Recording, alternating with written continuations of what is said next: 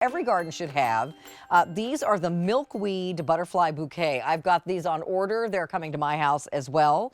They are on 4 easy payments of $8.38. So milkweed is a favorite of all butterflies, but in particular, it's the favorite of monarch butterflies. In fact, the milkweed is the only plant that monarchs lay their eggs on. So if there are no milkweed, there are no monarchs. And that's why they became so scarce for a while. They're starting to make a little bit of a comeback now, thanks to folks like you who are putting milkweed in your garden, because a lot of the milkweed is wild and it's been destroyed through building of roads and shopping centers and different things, also by spraying pesticides on other weeds or things that they're trying to get rid of. They've destroyed a lot of the milkweed. So the monarchs are not finding anywhere to feed and lay their eggs unless they see something like this in your garden. So Court Wallin is here. He's going to tell us all about this beautiful 4-piece set. And these are, I think, prettier than the wild milkweed as well, Court. They just look, they're just these beautiful colors and something that you don't typically see. And I'll tell you why. Because milkweed is a Native American plant, but these have been hybridized.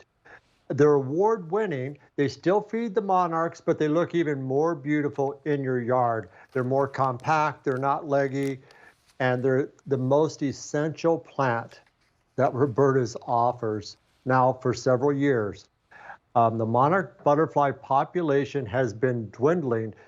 It's down 80% since the 1980s. It's seen a little bounce back, but it's still down. The U.S. Fish and Wildlife Service is going to determine to put it, the monarch on the endangered list in 2 years from now, 2024. So this is a great collection to plant.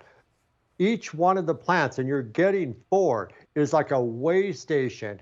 It's like a restaurant. It's where the female monarch butterfly lays her eggs, and it's the only plant that the caterpillar can eat. So we all need to do our plant and part to save the monarchs and plant more of the milkweed. There's a great video, Carolyn, that I'm sure you enjoy as much as I do, of Sandra. Yes, my fellow garden girl, Sandra Bennett. Actually, Yes. This is a video of something happening Here in it her is. own backyard. She filmed this with her husband, Adam. There it made the chrysalis. And in 8 days, Carolyn, it starts to emerge. This is a butterfly. It's just now spreading its wings for the very first time.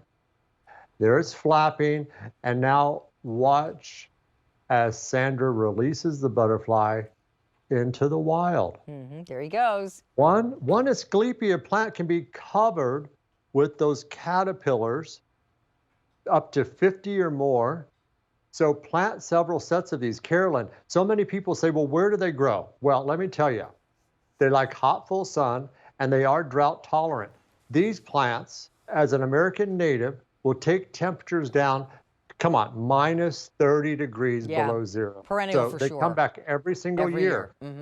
So if you And Court, I was just going to say they are a great addition to a pollinator garden if you are creating a garden. I was just going to say the same thing. The bumblebees and butter. And again, not just the monarchs love these. There's a swallowtail. They love them. All the butterflies love them, right? They will come to drink the nectar, but they won't eat the leaves and they won't lay their eggs on it. Only the monarch does that. You're going to get 4 plants, the halo yellow, the Cinderella pink, the ballet white, and the tuberosa orange. They have large umbels of flowers. They're fragrant, like sweet vanilla. You know, butterflies do have a great sense of smell. I love planting these. Look at the salvia in the back, but that could be your lavender. We still, I think, might have a couple sets of lavender on QVC.com. You could plant these with your dahlias because these will bloom July, August, and September with the flowers. And they're still feeding the larvae, the caterpillars, way past that because they will die back come winter, but they're winter hardy to minus 30, so they keep coming back. Now that pink garden right there that we saw is what I'm doing in the back of our area. It's sort of a woodland area. That's the look, only I have all 4 colors. I leave it alone. Look, this is what I do as a gardener to give back to nature, to give back to the pollinators and the monarch. I want to show you, this is what you're getting. 4 of these little pots, 1 of each color. And farm fresh, well grown with the growing guide, and your Gotta Go guarantee. In 4 weeks, Carolyn, this is what it'll do. Wow. And again, I have my little plant tags in here, hot, full sun, very little water once established. And then in another couple weeks, this is going to start blooming right on top, and you're getting 4 of them. You could plant them in the marigold containers, the large ones if you like. Okay. Or yes. put them in the ground. Now, Court, let me ask you, if I have them planted in containers, are they going to be okay outside all winter, or do I need to put them in the garage, or like leave them out even in a container? Not a plant like this. This is winter hardy down to minus 30 degrees below zero. Great. So you don't have to even move them. Just plant them in your urns, plant them in your containers, your marigold containers, your Linda Vader containers, any old container that you got, you can use, or something brand new. It doesn't matter. But whether you live in a city and only have a balcony, you can grow these. If you live in a townhome like I do with just this medium-sized yard, nothing huge, plant several sets of these. Put them with your lavenders, put them with your hibiscus, put them with your dahlias. Any sun-loving plant, these will grow next to.